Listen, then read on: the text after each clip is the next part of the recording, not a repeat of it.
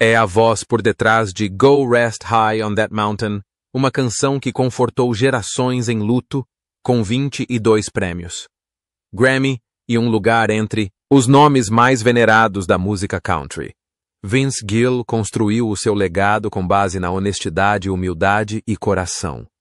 Mas poucos conhecem as batalhas pessoais que enfrentou, as tragédias que moldaram a sua música e as escolhas que chocaram até os fãs de longa data. O que acaba de revelar acrescenta uma nova camada a uma carreira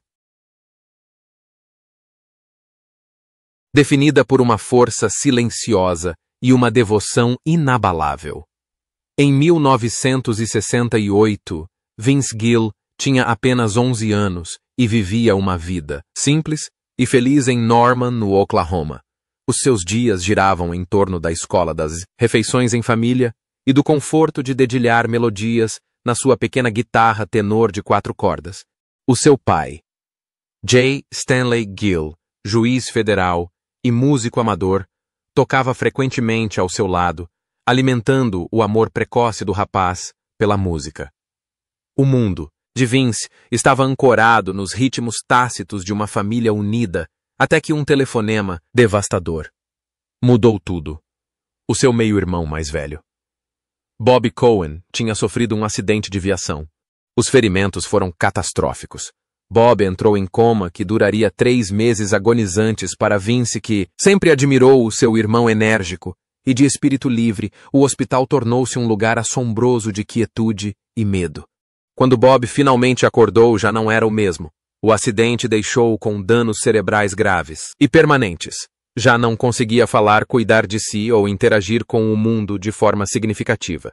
O rapaz que costumava correr pelos campos com Vince, rindo, brincando, cheio de traquinices, desaparecera, substituído por uma versão de si próprio aprisionada dentro de um corpo inerte. Para o jovem Vince, isto não era apenas uma perda, era uma ruptura no tecido emocional da sua família. Ver os seus pais, especialmente a sua mãe, sofrerem em silêncio, tentando aceitar um filho vivo que já não estava realmente presente, deixou uma cicatriz que o acompanharia para o resto da vida. Bob permaneceu nessa condição durante os 25 anos seguintes. Faleceu em 1993, quando Vince já era um músico consagrado. Nesse mesmo ano, Vince lançou Let There Be Peace on Earth, um álbum de Natal carregado de uma profunda carga emocional. Uma canção em particular, It Won't Be the Same This Year, era uma expressão direta do seu luto. A música captava a dolorosa ausência de alguém que um dia amou.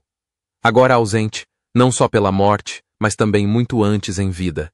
Em entrevistas, Vince regressa frequentemente a este período dizendo: cada vez que canto esta canção, volto a ver aquele rapaz de 11 anos. Aquela tragédia não marcou apenas a sua infância. Moldou a sua alma, deu forma à ternura na sua voz e conferiu às suas composições uma profundidade que nenhuma fama ou fortuna poderia alguma vez criar. Abandonar o sonho de uma vida. No final da década de 1980, Vince Gill era um nome conhecido nos estúdios de Nashville, mas ainda não era uma estrela. Tocava guitarra e cantava harmonias para os Pure Prairie League, chegando mesmo a ser o vocalista da banda durante algum tempo, mas o seu trabalho a solo ainda procurava um rumo. Contratado pela RCA Records, Gill lançou 2 álbuns, The Things That Matter e The Way Back Home, que eram musicalmente sólidos, mas comercialmente discretos. Os críticos elogiaram a sua voz. Outros músicos consideravam-no um dos melhores guitarristas da região, mas as tabelas musicais mantiveram-se inalteradas. Numa cidade que idolatrava sucessos, corria o risco de se tornar apenas mais uma história de quase famosismo. Depois veio um telefonema que tentaria até o artista mais centrado, Mark Knopfler, o lendário vocalista dos Dire Straits, queria que Vince Gill se juntasse à banda. Na altura, os Dire Straits eram um dos maiores nomes do rock mundial, vindos do sucesso global de Brothers in Arms e de digressões em estádios com lotação esgotada em poucas horas. Knopfler há muito que admirava o talento musical de Gill, especialmente a fluidez do seu fraseado na guitarra e a honestidade natural da sua voz. O convite não era apenas para uma sessão, era para se tornar um membro efetivo da banda. Era sem dúvida um bilhete premiado, fama internacional público europeu, palcos de arena. A maioria, 2 artistas teria dito que sim, antes mesmo de a frase terminar. Mas Vince hesitou e, por fim, recusou. Numa entrevista posterior, Gil explicou o peso daquela decisão. Não era que não gostasse do que eles faziam. Gostava sim, mas sabia que assim que entrasse por aquele caminho não voltaria atrás. Eu já não seria eu. Eu queria contar as minhas histórias. Eu ainda não o tinha feito. Recusar a proposta não foi apenas uma aposta profissional. Foi uma aposta existencial. Durante anos, especialmente nos meses de vacas magras, questionou-se muito sobre a sua própria decisão. O dinheiro teria ajudado. A fama teria aberto portas. Atuava em locais pequenos. Viajava em longos autocarros de digressão. E por vezes ficava nos bastidores a ver artistas maiores serem as atrações principais dos concertos que abria. Mas depois, num timing que só pode ser descrito como poético, Vince lançou When I Call Your Name. O álbum não só teve um bom desempenho, como se tornou um momento decisivo na música country. A faixa título era uma balada suave e melancólica, que revelava cada gota de dor e contenção na voz de Gil. Ela valeu-lhe o seu primeiro Grammy e ajudou-o a alcançar o sucesso no panorama musical. E com isto, a sua longa aposta finalmente deu certo. Não seguiu o caminho para a fama instantânea. Ele trilhou o seu próprio caminho. Olhando para trás, disse que a decisão de deixar os Dire Straits não foi apenas por questões de carreira. Tratava-se de ser honesto comigo mesmo. Refletiu. Prefiro ser eu próprio num clube pequeno do que outra pessoa num estádio cheio, Loving Loudly. Um romance escandaloso que desafiou as expectativas. Em dezembro de 1993, Vince Gill estava em Tulsa a filmar Christmas with Vince Gill, um especial televisivo que procurava fundir o calor da música country com o espírito natalício. Os produtores tinham convidado Amy Grant, a então rainha da pop cristã, como convidada especial. A sua presença por si só já trazia um certo prestígio. Mas quando entrou na sala de ensaios, algo completamente diferente aconteceu. Vince reparou nela imediatamente, Amy tensa, devido à intensa agenda de viagens e à pressão do constante escrutínio público, demonstrava visivelmente a sua preocupação. Vince, sempre gentil, quebrou o gelo com um sorriso encantador e uma frase que ela jamais esqueceria. Ei, relaxar essa testa. Vai correr tudo bem. Era simples, mas impactou-a. Não era flirt. Era compaixão. Nessa noite atuaram juntos com uma naturalidade impressionante. As suas vozes harmonizaram-se naturalmente, como se cantassem juntas. Toda a vida era para ser apenas um concerto, uma música, um momento. Mas aquele momento plantou algo. Subtil, porém, inconfundível. Nos anos seguintes, os seus caminhos voltaram a cruzar-se para mais concertos de fim de ano.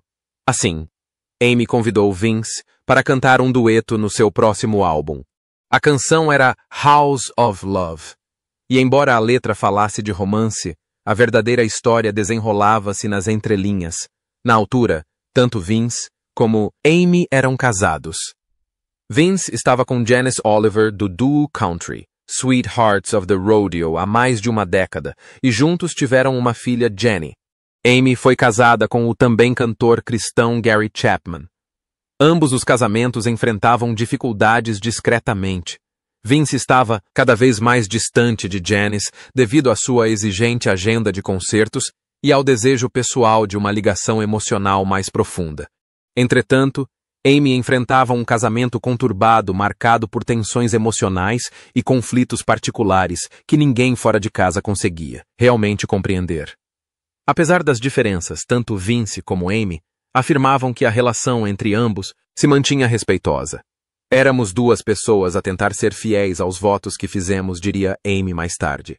Ainda assim, a química entre eles era óbvia, até mesmo para aqueles que os rodeavam.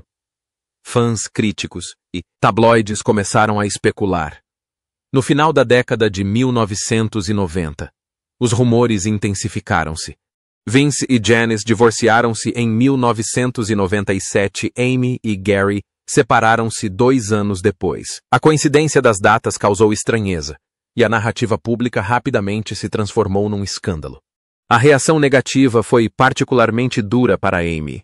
Como ícone da música cristã, construiu uma carreira baseada em valores que pareciam agora estar em desacordo com a sua vida pessoal.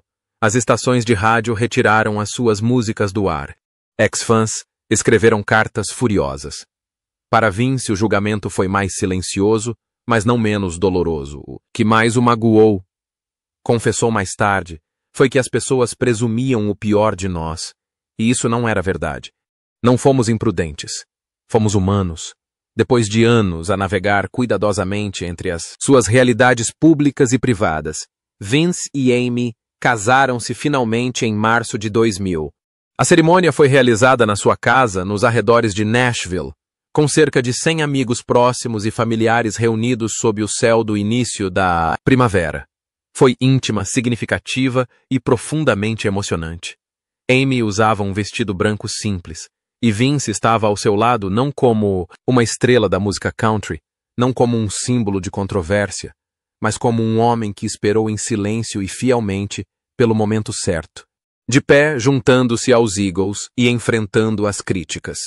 Quando Glenn Frey faleceu em janeiro de 2016, o mundo chorou não só a morte do homem, mas também o que a sua ausência representava. Frey não foi simplesmente um dos fundadores dos Eagles.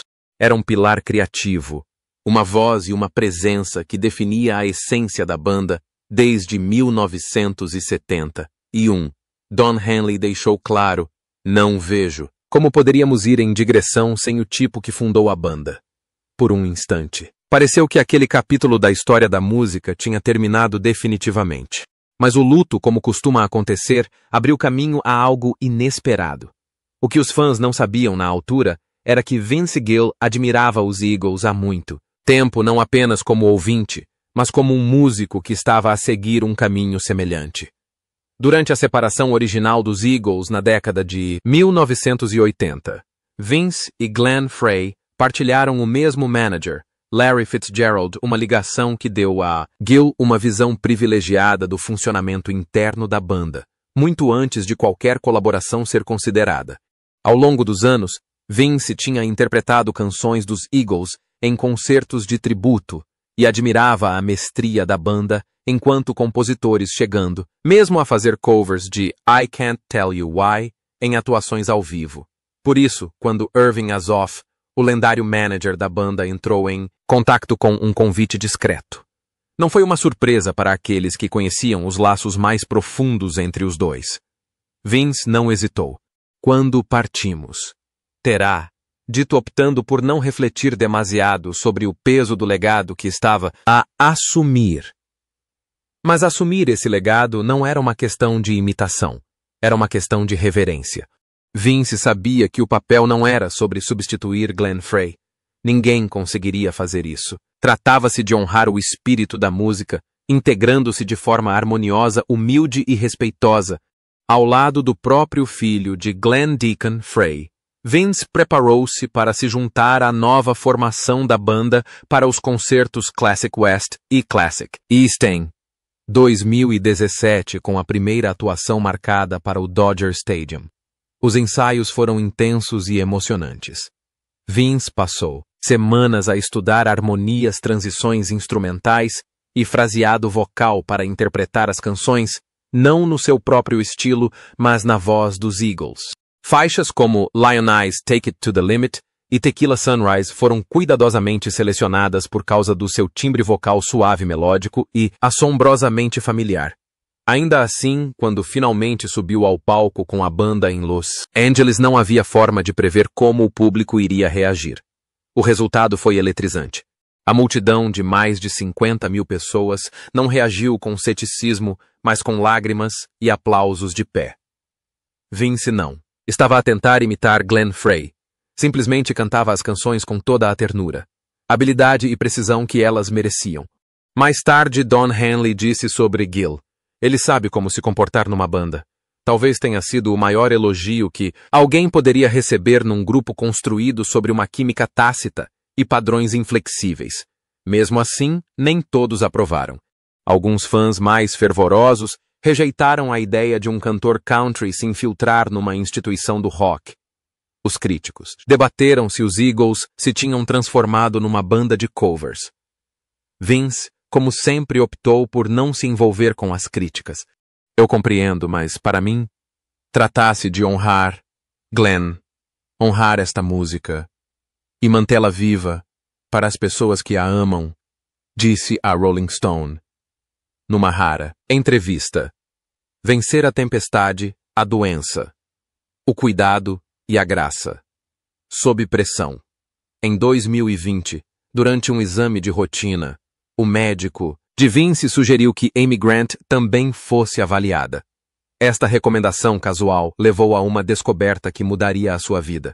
Amy tinha uma rara cardiopatia congênita, o retorno venoso pulmonar anômalo parcial, PAPVR. Ela precisaria de uma cirurgia de coração aberto e precisaria dela em breve. A operação foi um sucesso, mas a recuperação foi longa, difícil, complicada pela pandemia de Covid-19 que afastou Vince do quarto do hospital durante dias. Quando finalmente foi autorizado a visitá-la, largou tudo para estar ao lado dela. Ele estava lá a apoiar-me nunca, me deixando sentir sozinha, disse Amy mais tarde à revista People. O seu amor constante sustentou-a durante o processo de cura, mas 2 anos depois, em julho de 2022, a vida voltou a bater à porta. Amy caiu da bicicleta perto de um campo de golfe em Nashville, sofrendo um traumatismo crânioencefálico. Ela ficou inconsciente durante vários minutos. Apesar de usar capacete, enfrentou uma longa recuperação com problemas de memória, dificuldades de equilíbrio e dores persistentes. Vince cancelou 3 concertos imediatamente. Nenhum palco importa mais do que vê-la, bem novamente disse. No meio de tudo isto, tornou-se cuidador, incentivador e protetor. A sua antiga canção, When My Amy Prays, lançada anos antes, ressurgiu como um hino pessoal, uma homenagem à fé, à força e ao laço inquebrável entre ambos. Estas experiências não só testaram o seu amor, como o fortaleceram. Escrever a verdade, reinventar a sua música aos 67 anos. Com décadas na indústria e prateleiras cheias de prêmios, a maioria dos artistas contentar-se-ia em acomodar-se. Mas Vince Gill continua inquieto.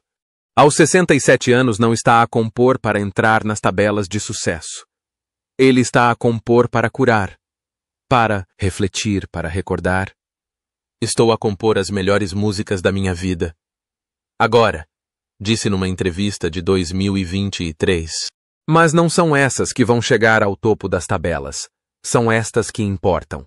Esta filosofia permeia Forever Changed, uma balada comovente de 2019, inspirada numa história de abuso infantil. Com o seu característico tenor agudo, narra uma dor, não a sua própria, mas uma dor profundamente sentida. A música é a forma que encontrei para ajudar os outros a sentirem-se menos sozinhos, explicou. A vulnerabilidade desta canção e de outras, como Worlds Apart e My Kind of Woman. My Kind of Man comprova que a sua arte só se aprofundou com o tempo. A composição de Vince, hoje em dia, baseia-se na observação, não no julgamento. Observa o desenrolar da vida, as suas perdas, as suas alegrias, silenciosas, e traduz esses momentos em música que fala sem gritar. Rejeitou atalhos. Comerciais, acolheu colaboradores mais jovens e encontrou alegria simplesmente em tocar. Ele não está a perseguir o passado. Ele está a escrever a sua verdade no presente através da tragédia, da redenção, da reinvenção e da devoção. Vince Gill provou que o silêncio não significa evasão. Pode significar reflexão. E quando finalmente decide falar, é com uma profundidade conquistada apenas pela experiência de vida. Qual a música do Vince Gill que ficou mais tempo na sua cabeça? Conte-nos nos comentários. Adoraríamos saber a sua opinião. E se esta história o emocionou, faça like neste vídeo, partilhe-o com outras pessoas e subscreva para ver mais histórias inspiradoras do mundo da música.